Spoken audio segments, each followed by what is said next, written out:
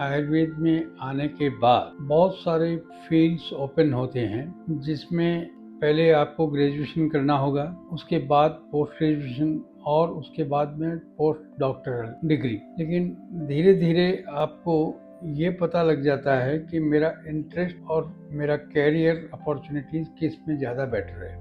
उसमें क्लिनिकल और non clinical दो ब्रांचेज बड़ी क्लियर कट है कि कुछ ब्रांचेज केवल क्लिनिकल काम करती हैं, जैसे काय चिकित्सा, शल्य, शालाक्य, प्रसूति, स्त्री रोग, बाल रोग, कौमार वृत्ति, ये डिपार्टमेंट। बाकी डिपार्टमेंट्स जो हैं वो नॉन क्लिनिकल कहे जाते हैं, लेकिन क्लिनिकल काम करने के लिए सभी स्वतंत्र हैं।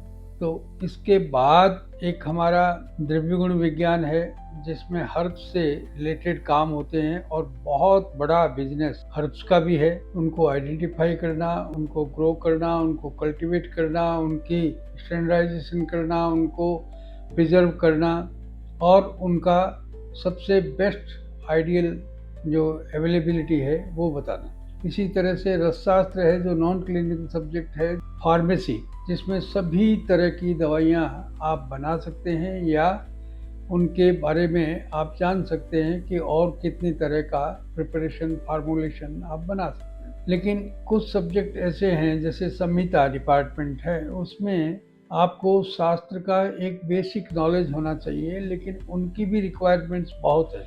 आजकल मैन्युस्क्रिप्टोलॉजी एक बहुत बड़ा डिपार्टमेंट है। उसके अलावा जितने भी शास्त्रीय पुराने ग्रंथ हैं, उन सबको आप किस तरह से कमेंट्री करते हैं, किस तरह से नए ढंग से लिखते हैं, किस तरह से प्रैक्टिकली आप आज के परिप्रेक्ष्य में उनको रिवाइज करते हैं, ये एक बहुत बड़ा काम है। इसके अलावा पढ़ने पढ़ाने का या सब कुछ काम तो है ही है। एक और सब्जेक्ट है जिसमें विष विज्ञान, उसमें जितने भी टॉक्सिकोलॉजी है, जो आजकल ड्रग से भी टॉक्सिक रिएक्शंस होते हैं, उनका भी फूड से भी होते हैं और बाकी एयर पोल्यूशन से या वाटर पोल्यूशन से भी होते हैं। तो ये सारे जो कवर है उनको स्वस्थ विश्व विज्ञान वाले करते हैं। इसके अलावा एक स्वस्थ डिपार्टमेंट है, जिसका काम ये है कि पेशेंट जो है वो कैसे स्वस्थ रहे, और स्वस्थ रहने के लिए उसमें योगा और जितने भी तरह के आसन, यम, नियम इत्यादि हैं। उसके अलावा आपका डाइटेटिक्स, उसकी एक्सरसाइजेज, उसकी पोस्चरल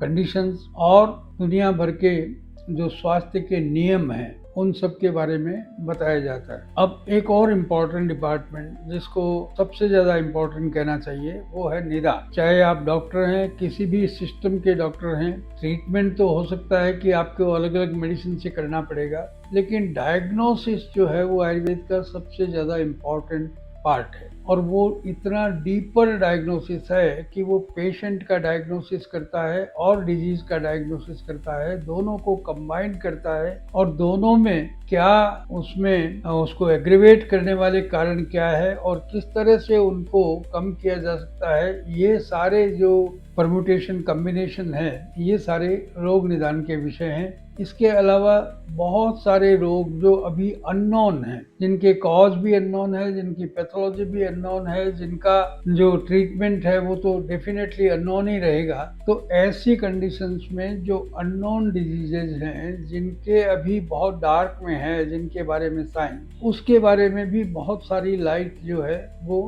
रोग निदान के कारण से पड़ती है।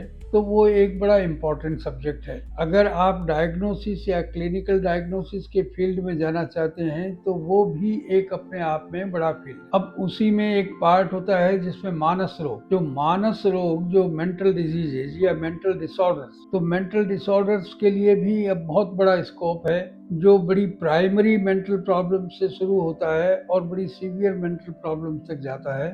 तो इसलिए इस सब्जेक्ट में इतनी सारी अपॉर्चुनिटीज हैं कि अभी आपको इसमें कंसंट्रेट करना है, अपनी नीश चूज करना है, उस पर कितना लिटरेचर अवेलेबल है, क्या दुनिया का ट्रेंड है, क्या उसकी डेमोग्राफी है, किस जगह पर कितना ज्यादा उसका प्रकोप है, और किस तरह के लोकल और मेडिसिन आसपास के जो किचन मेडिसिन हैं वो अवेलेबल हैं, उनसे कैसे आप ठीक कर सकते हैं, तो ये एक बड़ा भारी काम है। इसके साथ ही आपको उस फील्ड में काम करने वालों के साथ में एक बड़ा नेटवर्क बनाना पड़ेगा। उसमें जितने स्पेशलिस्ट हैं, सुपर स्पेशलिस्ट हैं, वहां से लेकर के जो ग्रास रूट लेवल पर काम करते हैं, उन सब के बीच में एक नेटवर्किंग होना चाहिए, जिससे आपको ग्रास रूट से फीडबैक मिले कि क्या पोजीशन है और स्पेशलिस्ट क्या कर रहे हैं, कहाँ पर क्या नया हो रहा है, उसको आप अडॉप्ट कर लें। इसके अलावा जो क्लिनिकल सब्जेक्ट हैं वो बड़े क्लियर है। उसमें जनरल मेडिसिन है जो काया चिकित्सा